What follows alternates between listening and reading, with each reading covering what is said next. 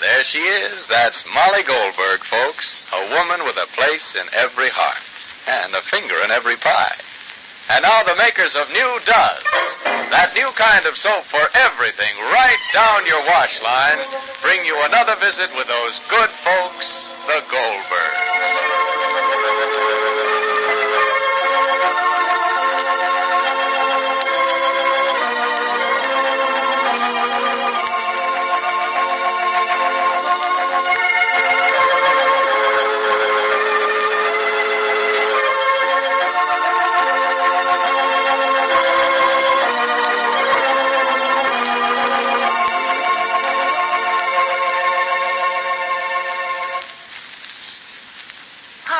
But I'm looking for Mr. Collier. Oh, I'm Mr. Collier. Oh, so it's you, is it? Well, see here, young man, I've been hearing what you say about New Does on the radio. Oh, but listen. The idea of saying this one soap can do everything in my wash. What does can? Well, I know a lot of ladies, myself included, who say that's impossible.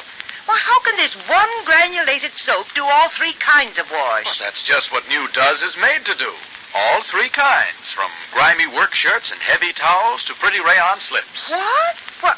Well, wouldn't it have to be a new kind of soap? Well, just you try Does. It is a brand new kind of granulated soap. Not just a new improvement of an old soap.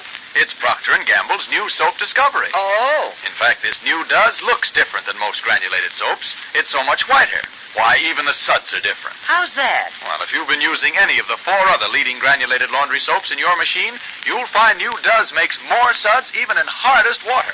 Big bundles of suds that build up faster and last up to twice as long. Well, sounds like this New Does really is different. You bet. Just you try it. Try it for everything in your wash. Why, Does will show you just how really white your towels and linens can be. In fact, you've never seen whiter washes than New Does gives you. But will I have to scrub hard? No, ma'am, not with Does. There's no hard scrubbing, not even on the grimiest work shirts. Why, no soap made gets clothes clean easier than New Does. Yet this same Does is far safer for your fussy-colored rayon slips. Safer than any other leading granulated wash day soap. That's why New Does does all three kinds of wash. Well, I've heard enough. I'm leaving. What? Where are you going? I'm going to get New Does. Goodbye. Oh, well, swell. Just look for that big red and white box with the name D-U-Z, Does. And next wash day, let Does do everything. And now, the Goldbergs. A tempest of family antagonisms has burst at the Goldberg house, with the main source of fury coming from Mrs. Bertha Jerome. It is her son with whom Rosie Goldberg is in love. And it is her son that Mrs. Jerome wants to protect from the Goldbergs. Mrs. Jerome's theory is that the Goldbergs are trying to make a good match for their daughter, even though Walter is now engaged to someone else. But, of course, the Goldbergs don't want Rosie to have anything to do with Walter. And now, to cap the climax, Mr. Jerome has just arrived and walked in unsuspecting on his unsuspecting wife. It was Jake who engineered this in an attempt to end the invasion all at once. Listen. Come in, Mr. Jerome. Come in, Bernard. I didn't know you were here, Bertha. Of course not. You wanted an opportunity to discuss what was closest to me behind my back. Bertha. Bernard, you know me the way these people don't. I don't give up easily. My son is too dear to me to lose him. Bertha. I can't stand this. Molly, come inside. Are you crying tears for your son, Mrs. Jerome? Or are those tears for yourself? Molly, come inside. I'll be right in. Mrs. Jerome. Mrs. Goldberg. Please, let me talk, please, Mr. Jerome. Not to me, please. Yes, to you. If you're unhappy because you think your son is in love with my daughter, let me assure you that I'm not less unhappy because my daughter thinks she's in love with your son. And you want me to believe that? You don't have to believe anything you don't want to believe. This is all for your benefit. No. No, it's for yours, Mrs. Jerome. You think we should consider ourselves fortunate. Why? tell her, Bernard. You don't have to. I know what you consider and what you think are your tremendous advantages over us. You'd like nothing better than what? Share your poverty? That's what my daughter would have to do. Your son would share our wealth. Your wealth? Yes. Yes, our wealth. Yes.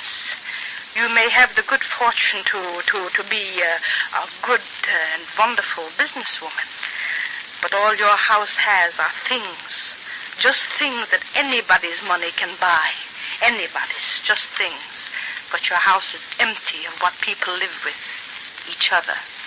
Every one of you is a stranger to each other. And your house is cold. And your house is empty. Your son isn't your son. And that's what you have. And that's what my daughter would get. Since when are you an expert in our family life? Since I saw you and your son and your husband. Excuse me, Mr. Jerome. It's my opinion. I'm not flattered to become related to your family. You hear her, Bernard? Molly! This is the family our Walter wants to become involved with. I think we should try to understand Mrs. Goldberg's position. Let's be calm and rational. You can be calm. I can't. There's nothing to get excited about. Perhaps there isn't for you. Your lecture on spiritual wealth was very touching, Mrs. Goldberg. It wasn't a lecture. I'm not a lecturer. I'm merely saying I only wanted you to realize that nothing you have is so desirable to us that we would, how shall I say it, that I would bend to scheming to get it. Your worldly goods, Mrs. Jerome, they're not so overwhelming for us. We hope you enjoy them. We have no desire to do so. And once that's clear to you, that something else will be clear at the same moment, perhaps, if you have eyes to see the truth. My eyes see one truth very clearly, Mrs. Goldberg. You and your husband thought I would stand aside while you prepared your little plan to become related to my family. And now that you see, I know what you're up to. You're changing over to a very spiritual position, which may accomplish the same results as far as you're concerned. Bertha. You may be able to take Mr. Jerome in with that fine talk, but then he's very easily swayed by fine sentiments. I'm not. And you're not pulling the wool over my eyes, not at all. Bertha. Will you let me talk, Bernard? Molly, will you have to ask you again to come in here? Excuse me, please. Bertha, will you be calm and let me say what I have to say? There's nothing for you to say except what I have to say, and that is, we will do everything in our power to keep Walter out of the hands of these people. I'm afraid, What are Bertha. you afraid of? I'm interested in Walter's happiness. Precisely. It's his idea of happiness, not ours. What do you mean? The thing to do is view everything calmly, quietly, without anger. Calmly. Quietly. Who wants to be calm? I want to accomplish what I came here for. Bertha, if you'll only listen. What did you come here for? You asked me to come to Glastonbury. You know what I mean. Why did you come to the Goldbergs? I wanted to speak to them about Walter. I realize that, but what? What? Tell me what? I wanted to tell them that we didn't see eye to eye. Eye to eye. You ever see what I always had to see for you? I had to be your eyes, your ears, your brains. It's what I see, what I know. You're a sentimentalist. Yes, I'm afraid so. You think I'm going to let Walter become what you became? I became what you made me. I changed you from a failure into a rich man, a successful man. Thank you. And now that I know what success is, I don't want it for my son. I suppose you wanted to marry into the Goldbergs. No, I didn't say that. I didn't want him to marry anyone. I want him to live his own life. What does he know about life? What do you? I protected both of you for 20 years. I guarded you, made money for you. I gave you everything money could get, and care could get. You don't know what the world is because you never had to fight it. And I regret it. Person has to live, Bertha. Person has to try. And fail or succeed, it doesn't matter. He has to live. Sounds very noble. Let me remind you of one small thing, Bernard. One small detail that escaped your attention. Walter isn't falling in love just with a girl. The Goldbergs are smarter than you think. Mrs. Goldberg talks very fine. I can hear that as well as you. But there's a method. She only Listen wants and to... hear. I know.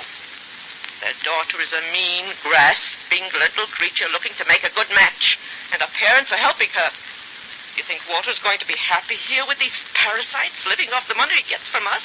Is that the life you want for your son? I think you're... Did you see the girl? Did you hear her? She looks like a child. She has the mind of an old woman. I thought Mr. Goldberg was very nice. He seemed so to me. Did he? You didn't know I was here? You called, didn't you? Yes. Did they tell you I was here? No. They didn't. They asked you to come. They wanted to surprise us into admitting we were at odds with each other. Listen to me, Bernard. I know I've been harsh in many things. Maybe the armor I have, the protection I've had to build to meet life isn't the sweetest in the world. But believe me, I love my family. I would do anything for you and Walter. I don't want Walter falling into the clutches of these people and that monstrous girl. All right, Bertha. Only be rational. Be calm. Well? Mr. Jerome? Are you Rosie?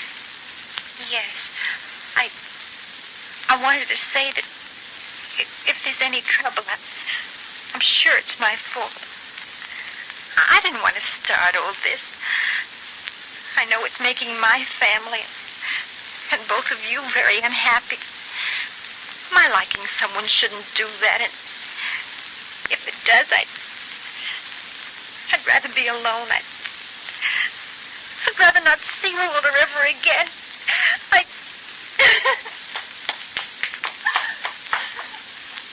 And that's your monster, Bertha. It's just another trick. Poor Rosie is bewildered, confused, alarmed by the excitement and battle of words about her. But Mrs. Jerome isn't, and neither is Molly.